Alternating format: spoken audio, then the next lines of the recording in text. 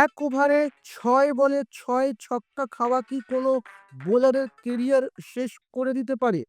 নাকি লজ্জাজনক সেই হারই তৈরি করতে পারে বিশ্বসেরা এক কিংবদন্তিকে?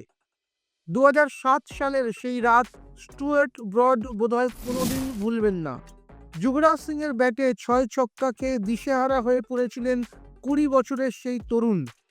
কিন্তু দীর্ঘ সময় পর ব্রড জানালেন, যুবরাজের সেই প্রহার আসলে তার পালে ছিল এক সপাটে থাপ্পড়।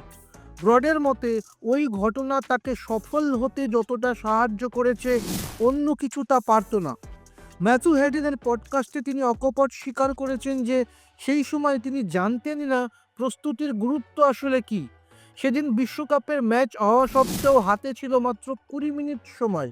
ফিল্ডিং সাজানো বা বলের লাইন লেন্থ নিয়ে কোনো পরিকল্পনাই ছিল না তার। সে লজ্জাজনক হারই তাকে শিখিয়েছিল কিভাবে একজন যোদ্ধা হয়ে উঠতে হয়। ৬ ছক্কা খাওয়ার পরও ভেঙে না পড়ে ব্রড নিজেকে বদলে ফেলেছিলেন, যা তাকে আজ ইতিহাসের অন্যতম সফল পেসার হিসেবে প্রতিষ্ঠিত করেছে।